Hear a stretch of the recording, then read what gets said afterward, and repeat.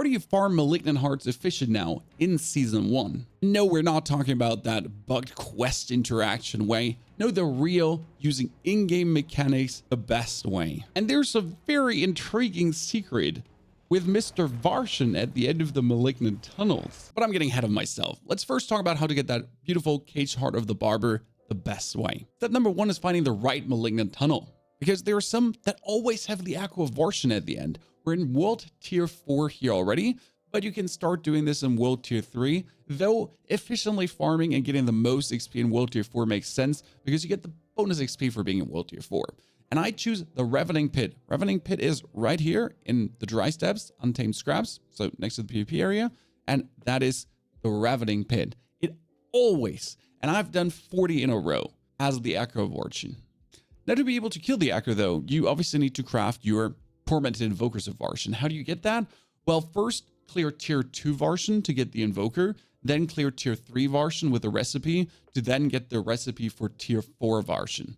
That needs Fiend Roses. Fiend Roses can be easily farmed in Helltide areas. So I can craft a bunch of Invokers, 10. I can craft a bunch of Tormented Invokers, 10 as well. And then we're good. Don't worry, we'll also get to the Uncertain Caches and the Uncertain Invokers, and if one is more worth it than the other and why. Now, I recommend getting 2-3 friends for this because it's just going to be so vastly quicker, but you can perfectly do this solo as well. Now, there's 2 ways to farm this Malignant Tunnel. The speed way and also the maximum outcome. And I have to say I'm a personal fan of number 2, but I'll present you both. Now, before you enter the Malignant Tunnel a single time, there's one important thing, if not the most important thing to do. Open your Seasonal Blessings with you and put all points into Urn of Malignance. Even if you have to take points out of your XP thingy, put them all in for the grinding thing. Because boost the chance of powerful Malignant Heart drops after completing the campaign by 15%. Now the Speedway. What do? You enter and you're going to be hunting your goal. Slay the Malignant Zerkers. That's it. We're here to actually just kill these 2. I mean, you have the guy that has a bonus heart here, so you can kill him as well. But that is purple or blue. We're not gonna go for that. We don't need it. That's not a Wrathful Heart. We're doing the Speedway. We're trying to be as fast as possible. So we're not gonna waste our time with a heart color that we're not looking for. Because what we're looking for is to get the Wrathful. And for that, we want to do this as often as possible. So this is a Wrathful one? No, it's an orange one. And off we go. Next target. Trying to find the last Berserker. And you see, like, the time we actually need to go through this is not really high. There is a orange one as well. And we're not dunking the hearts in, wait for the spawn, because that obviously takes a little bit. I do believe, though, that despite this being the most time-efficient way, it is not the best outcome you can potentially achieve. Then you kill the Corruption. There's one more demon coming. Pull him in. He's a Malignant Master, and he gets a pink card. That's it. Done.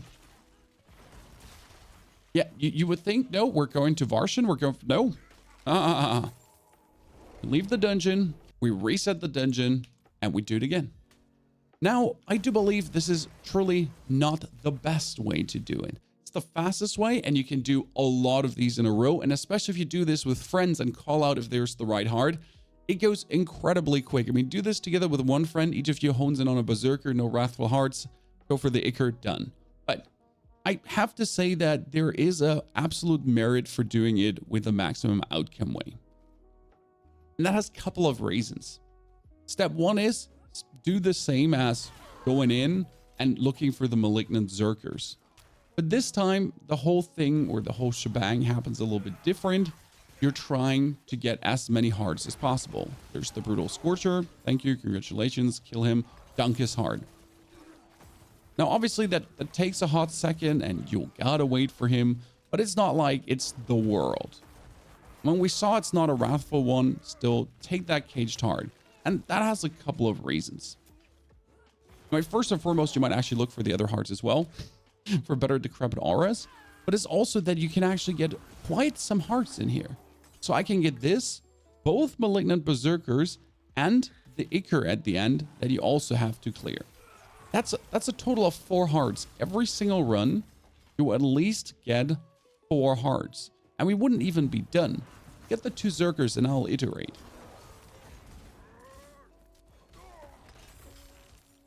Now, after clearing the Malignant Corruption and getting your 4th heart from this gentleman here, come here, Mr. Spark Slasher, that would be heart number 4. We're still not teleporting out, because now you would obviously say, cool, we're done. That's all the time invested. But no, to be truly efficient and actually get a little bonus that most people seem to have forgotten and not talk about, we still go to the Invoker section to use our Brutal Invoker because no one has Wrathful ones. I opened 30 caches and I didn't get a single one. And there's a whole max roll article about someone investing into 85 caches to get 1 single one. But we'll get to that more after we're done with this. And I'll talk about uncertain invokers and uncertain hard caches. We're also going to Varshan. And this has 2 reasons. First and foremost, the fight is super fun.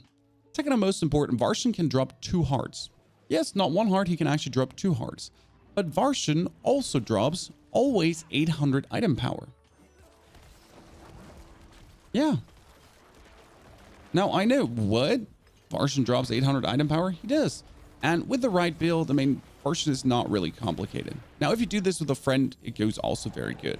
But he drops a lot of Ichor. He drops a lot of hearts, up to 2. And he always drops sacred items. The thing about these sacred items is they're always 800 item power. He can drop an ancestral item as well, but they're always going to be 800 item power.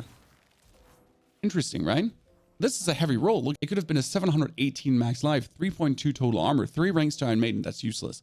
But this is my ancestral helmet, which currently has a max life of 1120. This one would potentially go higher. So very interesting, right? You can actually farm a gear set of 800s with Varshan. Now let's go back to Kjovacha, or however you actually pronounce that way. Kjovacha.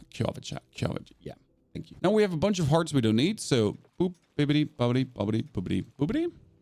And we have 2 choices. Uncertain invokers. Uncertain invokers do drop wrathful ones as well. But again, there's a whole article on max roll, and it's about someone did 50, 80, and someone did 103 to get their first Wrathful Invoker. Now call them extremely unlucky, but it just shows that the chance is quite low. And the thing is, if I would craft 8 uncertain hearts right now, correct? There's a chance there could be a Wrathful in there. There might also not be a single one in there. But the advantage here is you might get one you're looking for, but you could also disenchant them to craft even more. Another 3. Rinse and repeat. And that's the whole shebang compared to going for the uncertain invokers. You have usually quite some invokers. I mean, I have a little bin, right? 28, 24, 35. So I have quite some of them. I don't need more invokers. I keep finding them and I can't use them that much. But with the uncertain hearts, you can go into this loop of actually crafting more and more and more, which allows you to potentially really get those wrathful ones. Don't forget though, that you also need the invokers to actually craft more tormented invokers of Varshan. So here's a little bit keeping the balance. You can do this to potentially try to get the right one, but you should also keep crafting the uncertain invokers in between to then have always enough invokers of Varshan for the tormented invoker of Varshan that you can actually go over and over and over again for him. When we killed him 20 times recently, and I got 20 pieces of 800 gear. Fucking fantastic. 2 hours of grinding, 3 Wrathful Hearts. That was my best result so far. How's your grind going? And are you actually aware of this 800 Varshan item power shenanigan? Now, if you're looking for a build to use these hearts, check out the Blasting Sever Summoner I'm actually playing here. And if you actually want to have a sneak peek of me playing Renman 2 with an absolute incredible boss fight, you could enjoy this video as well.